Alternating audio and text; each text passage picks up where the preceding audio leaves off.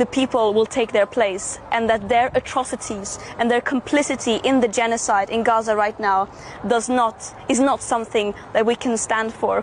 And this mobilization is worldwide. Over 26,000 people signed up to join this mission, and we are going to leave with dozens of boats. Greta Thunberg and the next flotilla are on its way to the Gaza Strip.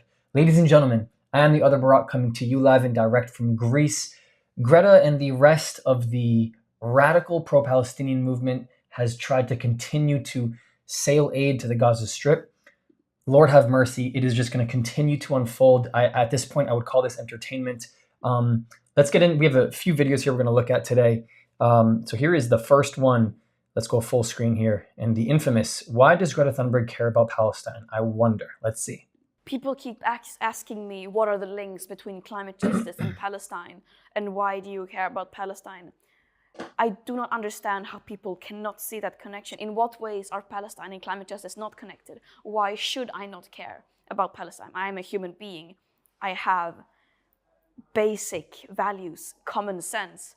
Of course, there are the obvious links between climate justice, environmental destruction, and Palestine, which is wars, occupations, environmental degradation, ecocide, huge emissions. This is the same person who dropped her iPhone in the ocean before the IDF stopped their ship from an endangered area near the Gaza Strip, who apparently cares about the environment. Okay. They go hand in hand, as Palestinians know very, very well, by destroying all the conditions to maintain and sustain life, by, for example, destroying cropland, and just pure ecocides are one way of ecological warfare to deprive Palestinians of their means of sustaining life. But I'm convinced she has absolutely no idea what she's talking about. This is awkward to watch. Also, it should be much more simple that if you care about a habitable planet, you should also care about human well-beings. I'm not a climate activist because I want to save trees or frogs. Like, that is also very important. We should avoid a climate breakdown. But I'm a climate activist because I care about human as well as planetary well-being. And even if we are so selfish that the images from Gaza of people looking for body parts of their lost family members through the rubble, if that doesn't break our hearts and inspire us, not inspire, but motivate us to take action, how can we expect a world that is allowing this to happen, to take a few steps back and act to prevent an ecological and climate breakdown? And also, how can we expect that world to stand up for us when we need it?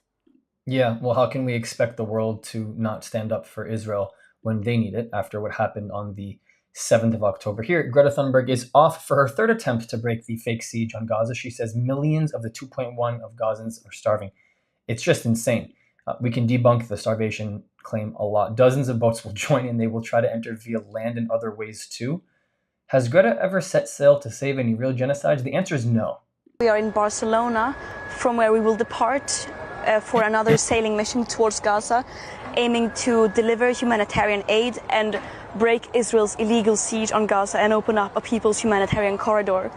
And this will happen in the coming weeks. We will start from Barcelona, and then we will be joined by many more boats from other ports around the Mediterranean Sea.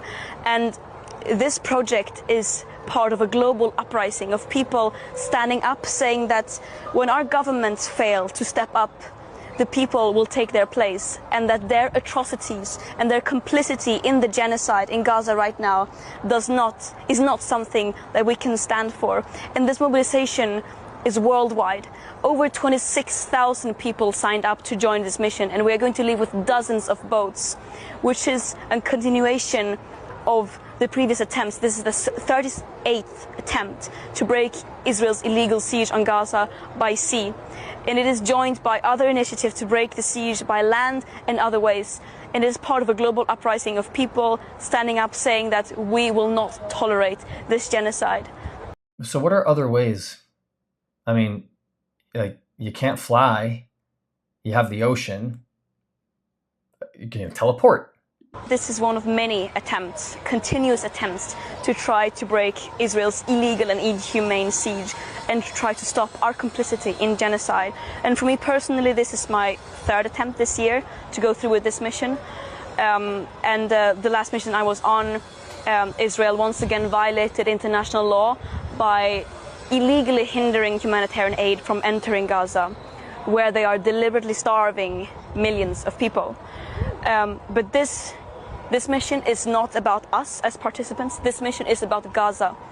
The question we should be asking is not why are we doing this? Why are we taking this huge risk? The question we should be asking is why is this needed in the first place? Why is there a siege? Why is there an apartheid state? Yeah, I agree. That's actually the best question and probably the smartest thing she's ever said. And if we can't identify the problem, then we clearly have an issue here. The issue is that there's a siege and that there's an apartheid because of Hamas. And so the people that you're apparently going to help from this whole starvation thing are the same people who would slaughter you too.